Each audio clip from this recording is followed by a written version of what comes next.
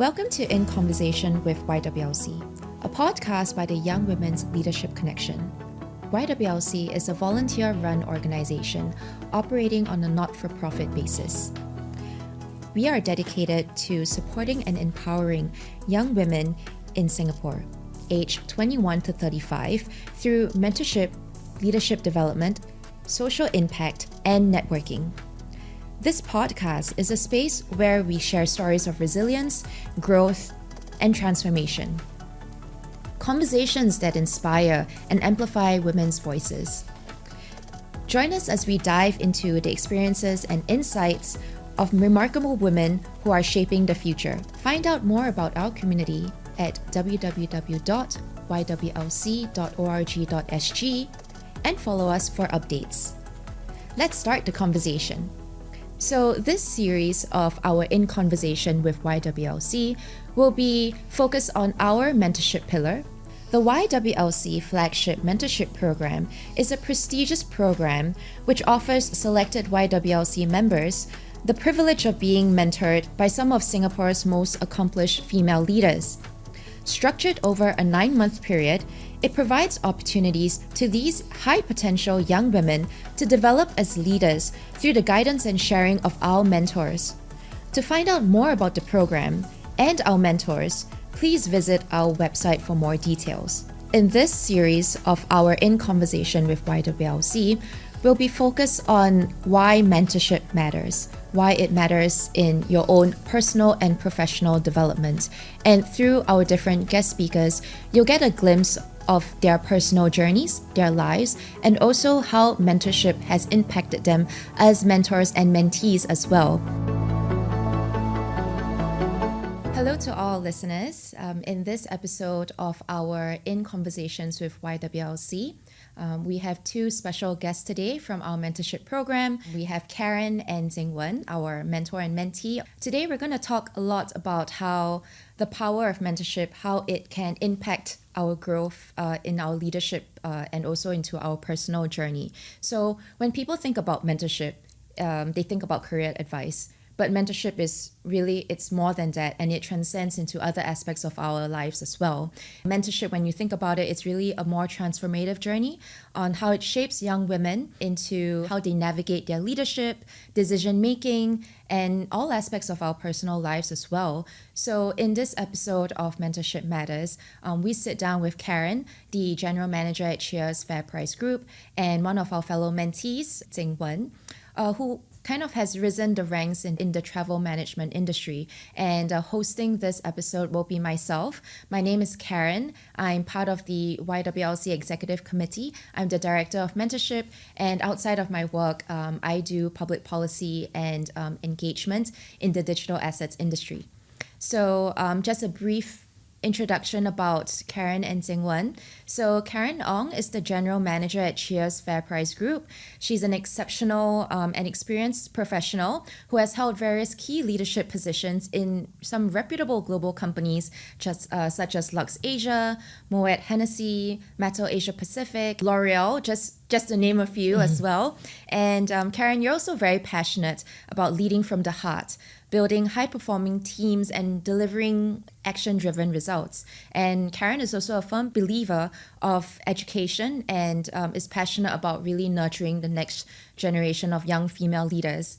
Jing Wen, our mentee, she has been a member of YWLC for close to a year, and she joined the mentorship program a year ago. She comes from 8 years of experience in the tourism and hospitality industry, and she began her career at Singapore Airlines, focusing a lot on the Singapore Airlines distribution strategies.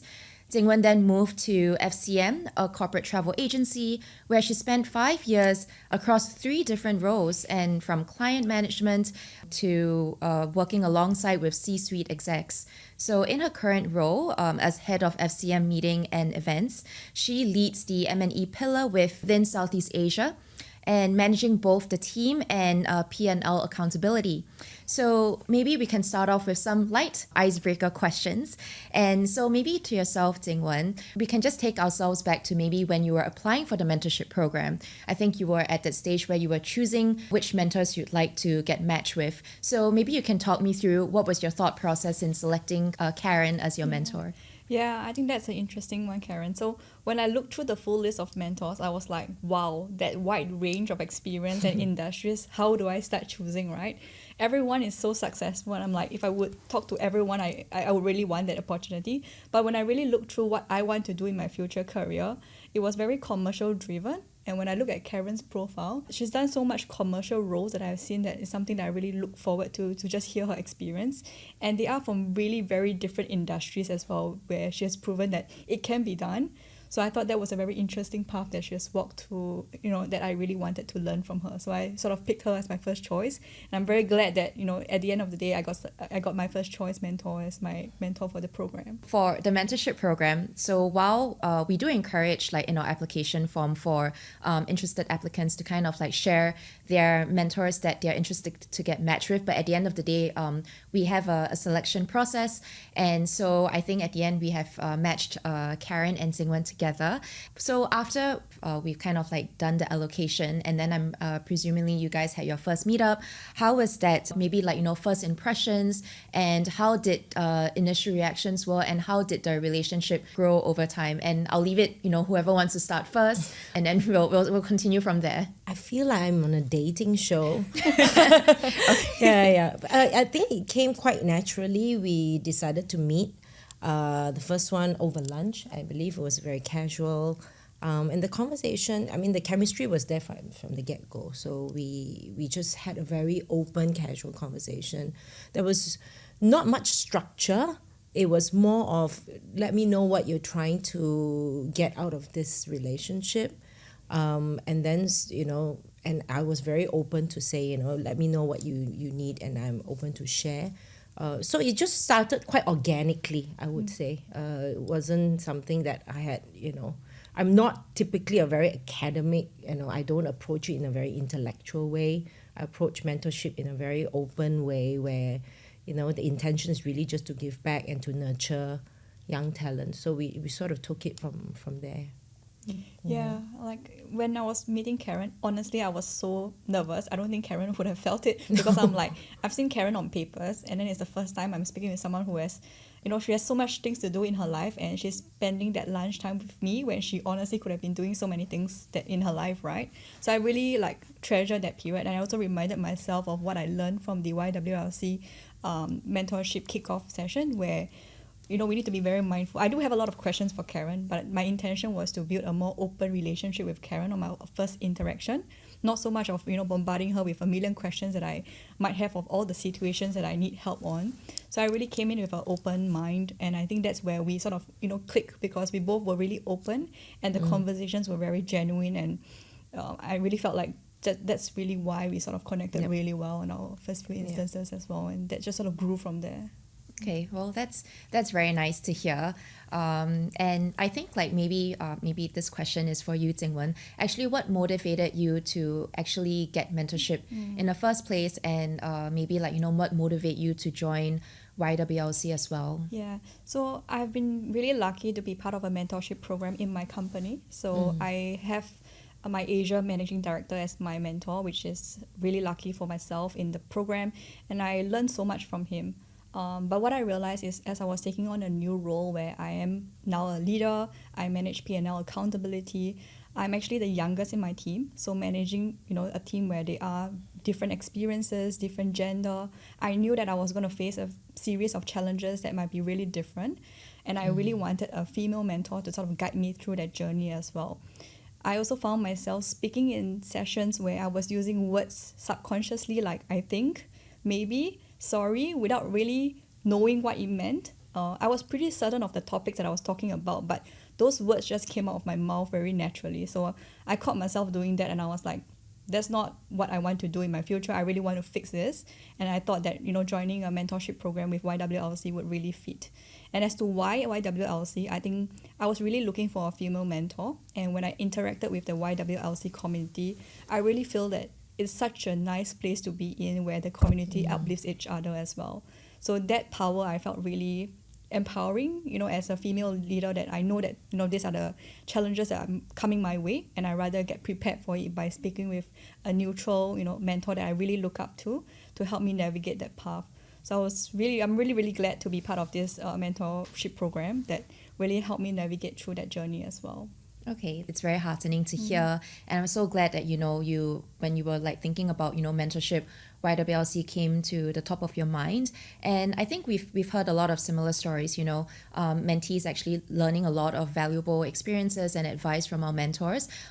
Karen, maybe this could be a question for you. I'm pretty sure you've mentored many young women in your life, and you yourself, you have benefited from mentorship from other people as well in your career. When you think about mentorship, how do you think it has impacted your career?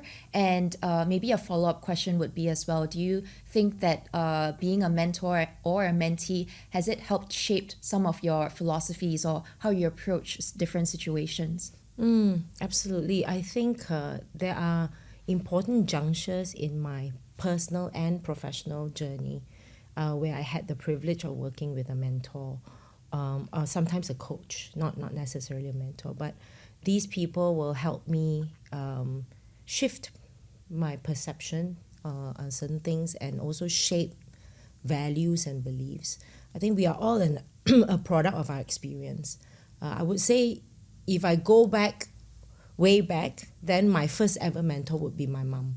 And a lot of the core values that I have are basically a product of her teachings from young. Like, some of the things that she used to say to me in Chinese when I was when I was a very little girl is that, you never leave a place, you always leave a place better than when you found it. Then you've contributed to something in life. Things like that will stick with me, and even as I progress in my journey, there are certain moments where these sort of nuggets of wisdom will come back to me. And at certain junctures, I've had professional mentors, and they have helped me basically navigate those junctures. One of those is someone I met doing a program with INSEAD, and one of the lecturers actually at the end of the course, and it was not specifically to me, but at the end of the course, he said that a lot of us think that the people who make the biggest difference in the world are the doctors, the teachers, healthcare workers. And he says, but he remembers, he as a professor remembers that when he was young, how the day would end after school depends on what kind of a day his parents would have had at work. If the parents had a good day at work, which means that night dinner will be lively, there'll be conversation, and he will remember the evenings being very pleasant. He said, but if the parents didn't have a good day at work, he says that evening he remembers being very quiet, very tense, perhaps some arguments at home. So he says, you as leaders, remember that you make such a big difference, because if the people who work with you have a good day, the impact goes beyond just them, but also their children, their families. And those kind of I remember vividly those moments. I've had more than one of those vividly, those moments that have shaped the way I lead, the way I perceive leadership, and the way I conduct myself at work. So yes, definitely I've had benefited from that, and that's why I also want to open myself up to be a mentor, so that I can then pass this on. Yeah, I think what you brought out about when we think about mentorship, or when we think of ourselves as how we grew as a leader, it's actually shaped from different perspectives from other people who have influenced and impacted us. Yeah. And I see it as a way we've grown, and we've kind of developed all these experience, and I'm pretty sure now you're at this stage where paying it forward and continuing on that legacy is something that helps to make sure that this is like a lesson that keeps on giving, or it's Absolutely. a vehicle that we can continue to kind of build up those knowledge and pass it down. So I think maybe for Karen, throughout this entire process, what do you enjoy most about mentoring young women? I enjoy a lot of that. One thing is I actually benefit from mentoring. So we never stop learning, right? This is really having the growth mindset. And when we sit down and chat with Jing Wen and also with other mentees, I listen and I learn from them, because the people that I manage at work today are actually closer to their age than to mine. And I actually get the benefit of hearing their perspective. And also empathizing with where they are coming from. And that helps me see things very differently when I manage my team at work. I also live vicariously through them, because it's the stages in life that has already passed by me, but now they are going through, whether it's looking for a partner, putting in finding yourself in leading an older person for the first time, newlyweds, not knowing how to navigate a certain situation at home. There could be so many things that I've already lived and is past my stage in life, but I get to live vicariously through them, and I actually enjoy that. It keeps me young, it keeps me connected. Secret ingredient to being young. And it makes my life so much richer, because then I get to sort of experience some things indirectly, even because there's only so much you can do within 24 hours a day. But when you mentor and you're connected to other people, you get to share a little bit of their experience. So my life becomes a lot richer. I really enjoy the mentorship relationships. That's very nice to hear. And maybe like to you both, was there anything like, something like unexpected, but in a good way, that came out of this journey? So maybe, Jing Wen, in your process of like learning and like growing throughout the past 9 months of this mentorship journey, what was like, some of the, I would say like maybe an aha moment or like a eureka moment that you've kind of like acquired or attained throughout this time? And what would be that piece of advice that really stuck through you throughout this journey? I think when I joined the mentorship program, I didn't have like a list of, I need to get out of this with, A, B, C, D. It was more like, let's just be open and see where it goes. But I think what I really got out of it, I think this friendship that we got is really interesting of how it developed.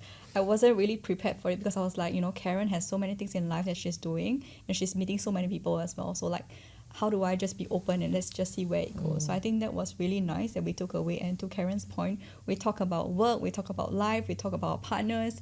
And I think what really shocked me was when Karen, we all know that, the achievements that she have done, with her life. There's just so much that she has done, and she also showed vulnerability in her process as well. And I thought that was really, really impressive. I don't think it's easy to show vulnerability to someone that you only, you met for a few times. But I think there's this trust between us, and when we both shared our vulnerability, I think that really strengthened the whole mentorship program. And it does show that, it doesn't matter how successful you are, everyone has their own vulnerability, and that really builds that genuine self that comes out of Karen, which I really admire, because she treats her peers, her colleagues so genuinely.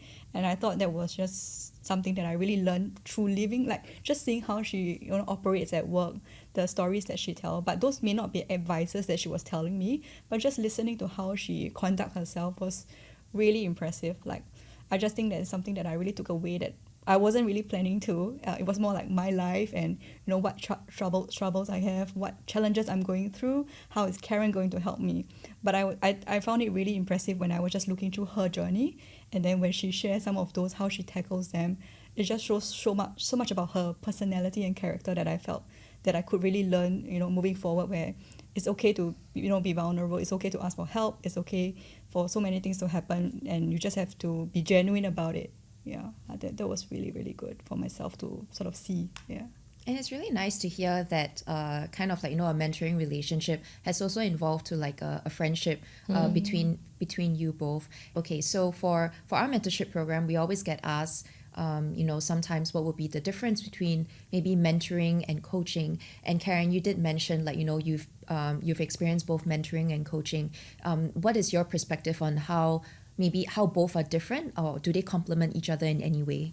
The easiest way, and I've gotten this question quite a few times, the easiest way to differentiate is you think of when do you use the term coach. It's usually a swim coach, a tennis coach, So coaching is really very specific. If you have an area in which you want to tackle, and you say, okay, I want to get a coach to help me with this particular situation in life. It could be someone helping you with leadership skills, someone helping you, giving you a coach on financial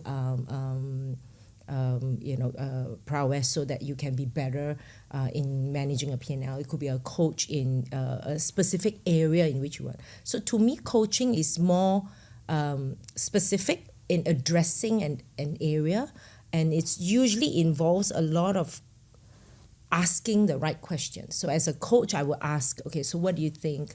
Let's go through this exercise and then tell me, and then it's much more I would say teaching related. Mentorship is much broader. Mentorship it's like adopting a sister, a brother. I feel that all my mentees are like my children. Of course, friends, children. I mean, it becomes a very different relationship. Mentorship involves a lot more storytelling and sharing, and not specific on an area, and hopefully through that sharing and storytelling, both parties, both mentor and mentee, will gain. Because actually very often I realize I learn from teaching. So when I tell Jing Wen a story, then I remind myself, oh yes, actually I could have done that.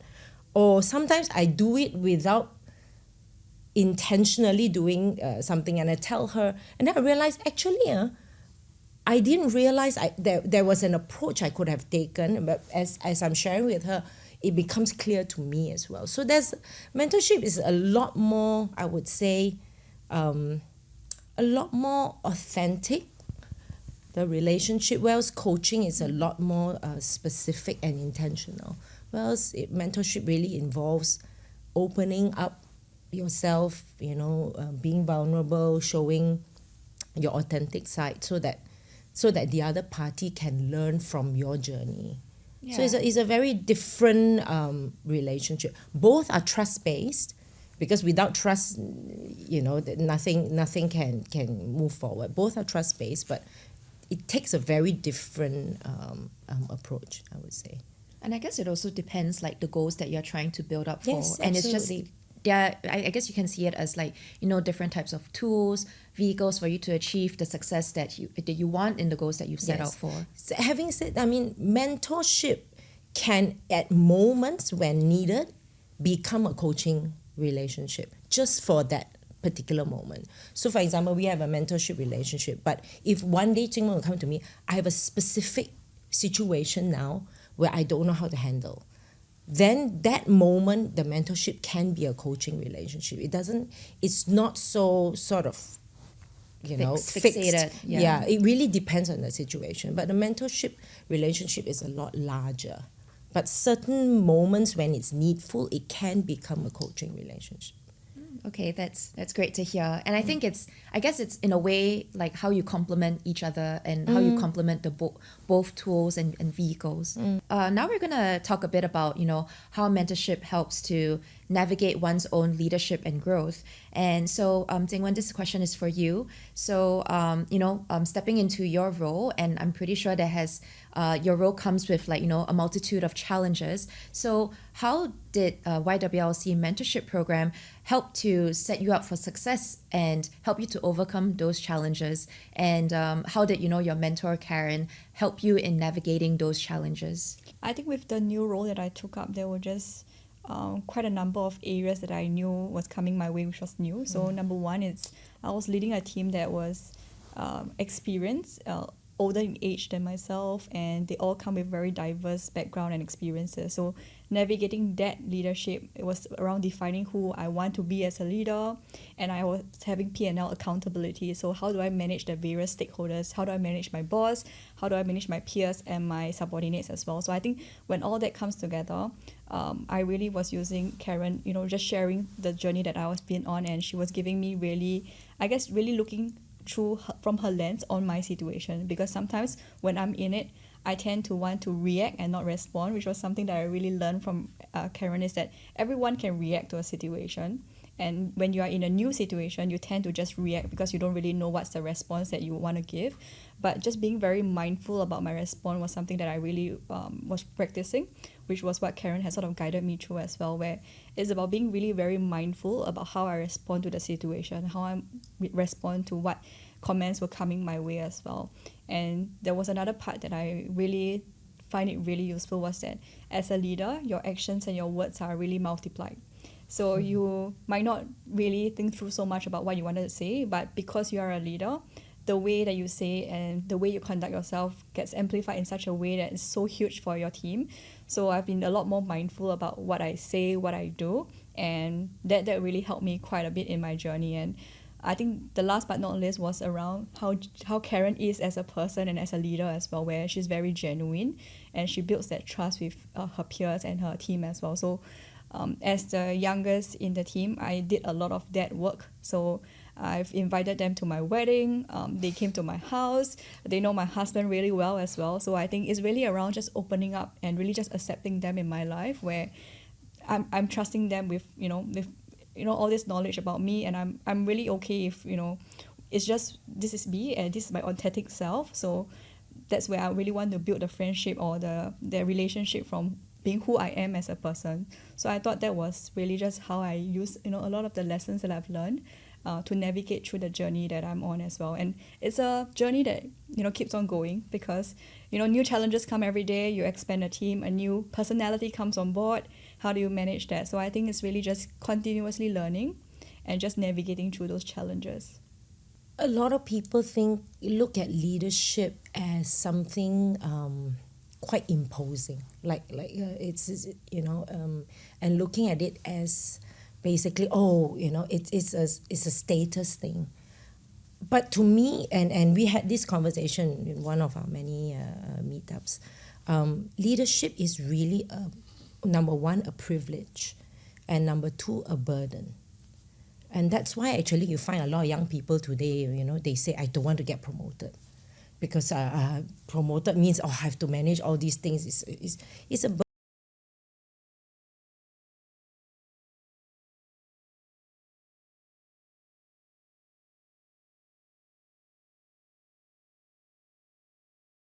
How you conduct yourself and what you do with them every day.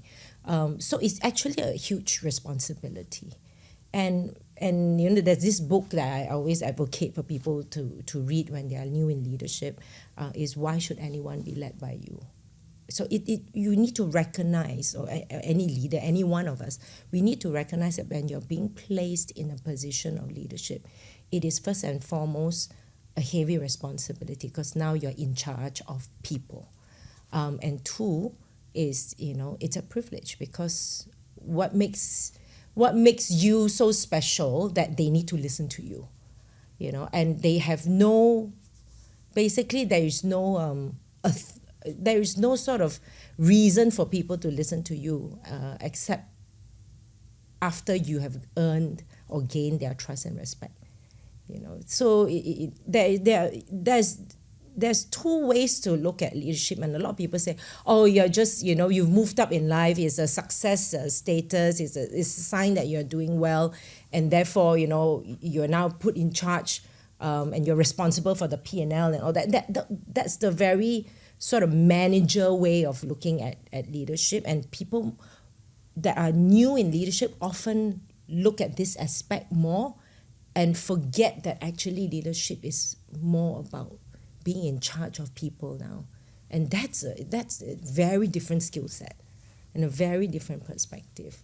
So I think, Jing Wen is an extremely intelligent woman, and very, very, I would say, determined, and she approaches things in a very, and we use this word, we say we are both very intense individuals. She's a very intense person. She's very focused on what she wants to get out of it. And I think it came very early in our conversation that I needed to help her shift her focus from task goal oriented to look at the people who now need to help you achieve that goal.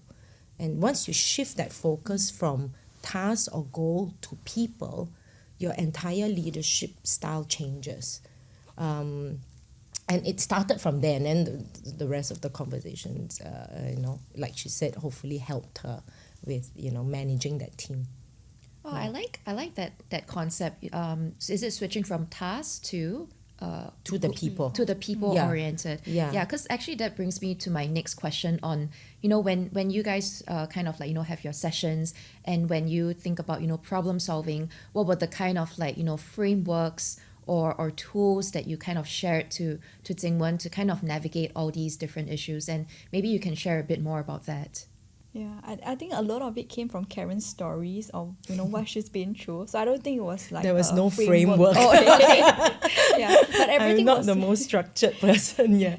But I Okay, think it maybe was- like structure. The structure is an unstructured framework, so to speak. It's more of her sharing a particular situation and then me recalling, when I was in a similar situation and this is how I did it, and I may have done it wrong at that time, so you please don't do what I did.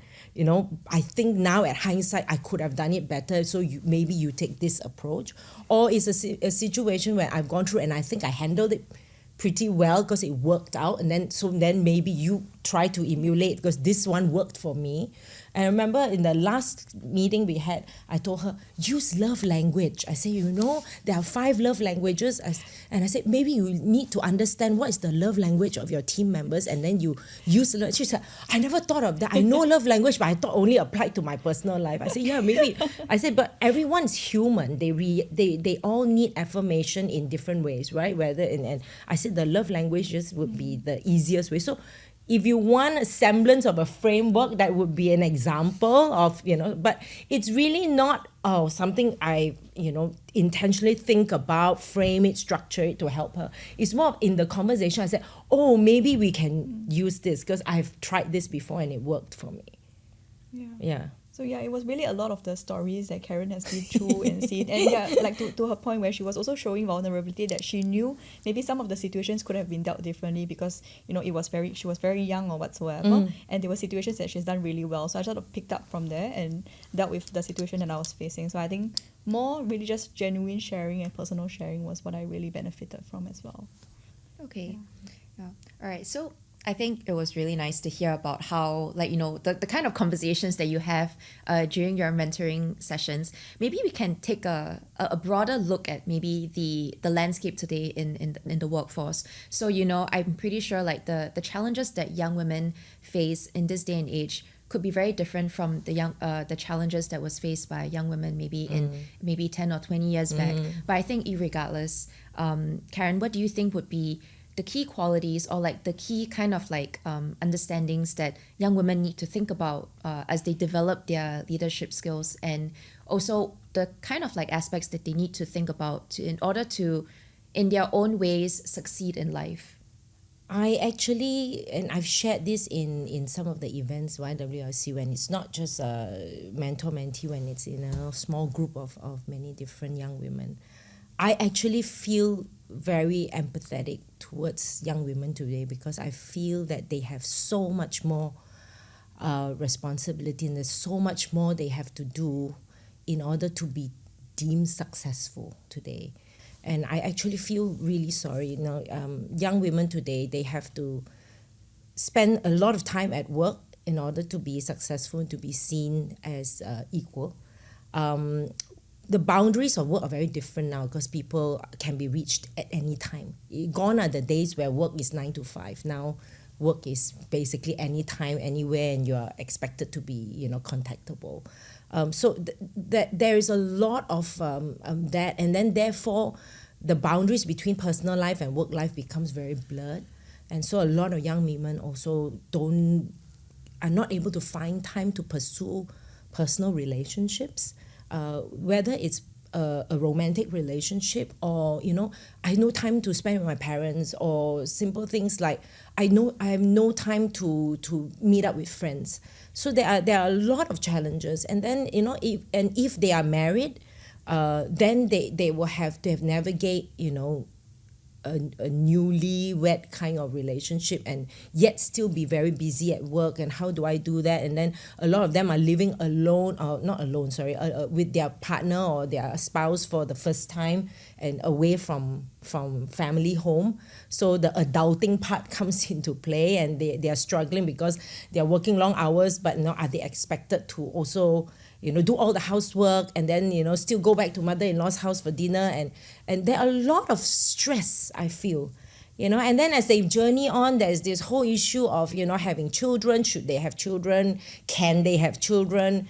And then once they have kids, there is a issue with helper, issue with parents-in-law. Where should they put their children to school? The issues never end. It's just different issues at different stage in life, and I actually feel really empathetic towards the challenges that young women face. So what I think a mentorship relationship can do is to help them feel a little bit more supported and feel a little bit more seen and more heard, and someone who's journeyed before and say, yeah, I was there. Don't worry, it will get better. And sometimes it's just that. Sometimes it's just that, and not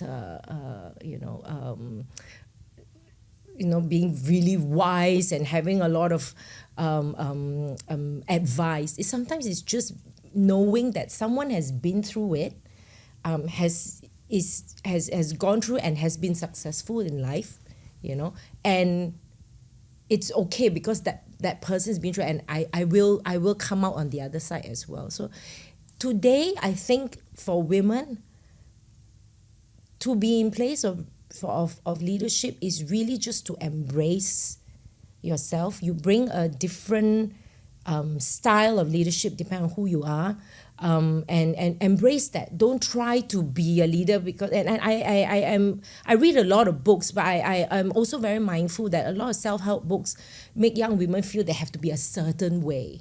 It doesn't need to be. Everybody, you have your own style of leadership. I've mentored very quiet women who tell me, Karen, that because I'm so introverted and I'm so quiet, does it mean that I cannot be a leader? I'm like, the absolute nonsense. But the world is built to celebrate extroverted people, and in a way, especially in the corporate environment, if you're very extroverted and very vocal, you tend to be seen as this person has natural leadership qualities.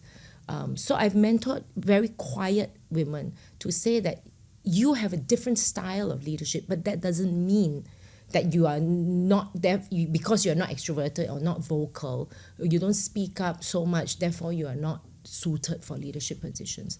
There are also women who are a little bit more, I would say, less assertive or more gentle in nature, and then they feel that I can't lead because all these big personalities in my organization, how can me? So I looked at her, I said, don't fight fire with fire. I said, use your gentleness, embrace your femininity and lead through that. And maybe they will respond differently. And we recently caught up for lunch. She said it worked because they respond better to the softness than to if you try to command them to do something, and they respond better to the softness. And through that, she was able to build good trust-based relationships, and they respond to her much better. So to me, there is no one size fits all. It's really embracing who you are and learning how to use your strengths and your authentic self. And people respond to that. And leadership is all about building that trust and people responding to you. So if you got that down, then the rest comes easily. I kind of resonate a lot with that, because I think someone has, a senior leader has also mentioned that leadership, your leadership style, in one hand, it has to be a bit versatile in a sense. You have to kind of hone and build your different traits, like what you mentioned just now, that lady being more on the feminine side. And actually, these are all traits that you can put in the back of your pocket. Yeah. And knowing when to unleash them or put them in certain situations and to kind of like make the best out of it. Yeah. I'm not advocating that everyone uses, a very feminine, gentle style. I'm just using that as an example because everyone's very different. I also celebrate women who are very assertive and takes on a much more, forceful way of leadership. That's also fine. It really depends on who you are and your personality and your character. And then you learn, like you say, to unleash that strength in different situations. Yeah, that's very good to hear. Maybe I'll just end off this segment by a last question to Jing Wen. So what would be some of the tangible outcomes that you've experienced or seen throughout this journey? Yeah, I think obviously it's the friendship that we've gathered throughout this whole session, as well as I really feel a lot more confident of who I am as a leader at work and what I represent as a leader at work. That was very tangible because initially I was a bit like, I'm not too sure what I'm going to end up doing or what I'm going to do with this role. But I decided to lean towards just being myself and just lead the way I am. And I think that was a very tangible outcome because I'm very clear of who I want to be as a leader. My people, as long as my team develop themselves, that's the greatest joy I actually have when they come to me and say, they did this event so much better. They feel so much more confident this year. They interacted so much better with the clients. And I really feel so happy when they just come to me and say those things. So I think at the end of the day, I'm very clear of who I want to be as a leader, which was through all the conversations that I have with Karen that helped shape the way that I sort of wanted to see who I am as a person. That's so nice to hear. Okay, so now we're moving into kind of like our wrap up and concluding segment, and we like to ask our guests this question: if you could meet your younger self for coffee today, how would you think the experience would have been, and what would you have told her? I can start first. So I would tell my younger self to continue to be adventurous, just continue to be fearless, go outside of your comfort zone all the time, but just really remember that in life, it's a marathon and not a race. So just really enjoy the process as much as you can, and would definitely recommend my old self to read this book that Karen has gifted me on Valentine's Day. And the lessons learned is really to be kind to myself. So I think a lot of times I don't need to beat yourself up over, achieving, what's the next goal, what's your next goal, but just pause to just look back and be kind to yourself to see the journey that you have, walked, the achievements that you have received, and, that the whole journey that you have walked in, because life is really like a marathon. So there's no point in just racing it. So just enjoy that journey is what I would really tell my younger self. Well, it's a long time. It's further away from my younger self than Jing Wen. I think one of the things I would say to my younger self is don't worry about what other people think about you. I think that is a challenge that most women have. We're always so worried. What would people think? What would people say? How do I look in front of others? As I age, I'm less concerned about that, and I find it very liberating, and it allows me to be vulnerable because I'm not so worried about what people would think. People would think less of me if they find out that I've done this thing wrong or if I had this challenge in my life.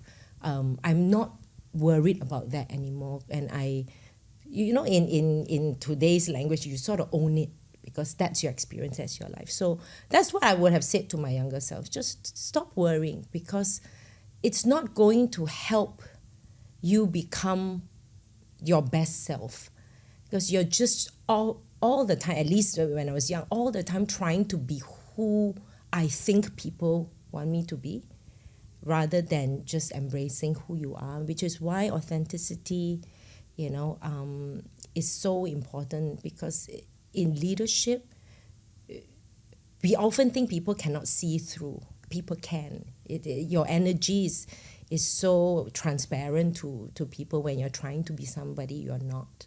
And that's why even when we were talking, I always tell you, yes, your team needs compliments and you have to sort of mindfully tell them, remember to praise them, remember to compliment them, because they look forward to that affirmation.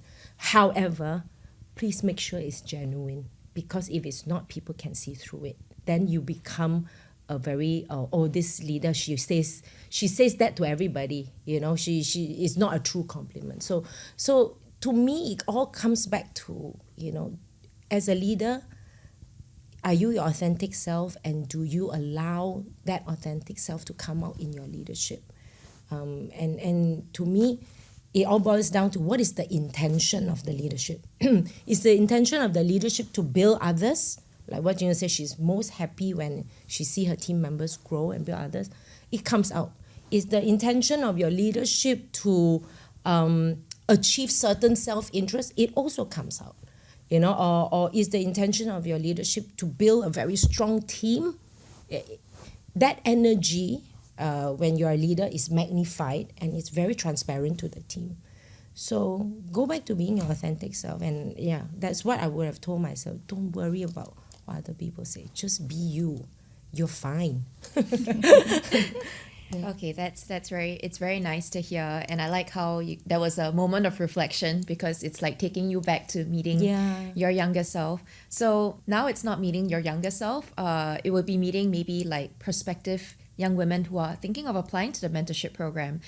Some who are maybe on the fence, some who are maybe unsure. So what would be some advice that you would give to them? So maybe Jing Wen yourself, in the lens of a mentee, and Karen yourself as a mentor. If you are on the fence about it, there's just so much benefits of mentorship, where I think at the end of the day, it's an investment in yourself.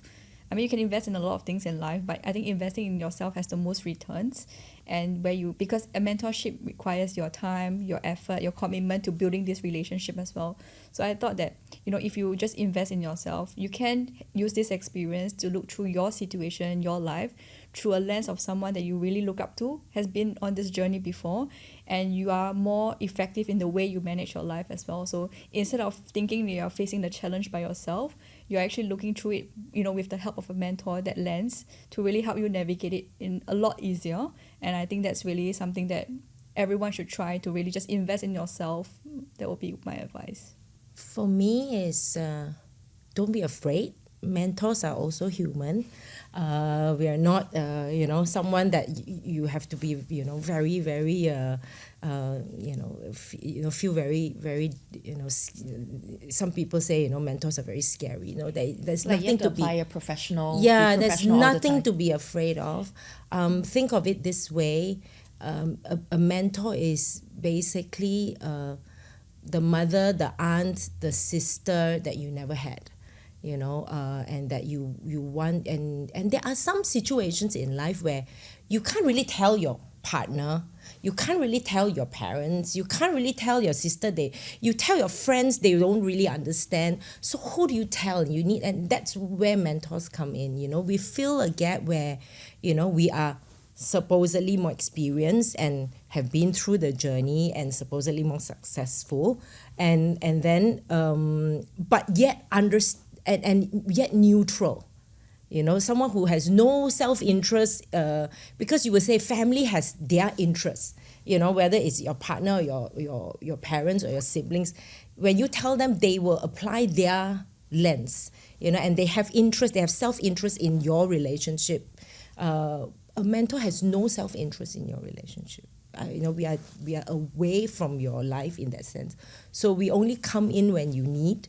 And when you reach out, so it's really having someone on speed dial, to say, I'm in this situation, I have no one else to talk to, but I have a mentor who knows enough about me that I trust to give me advice without any self-interest or personal agenda.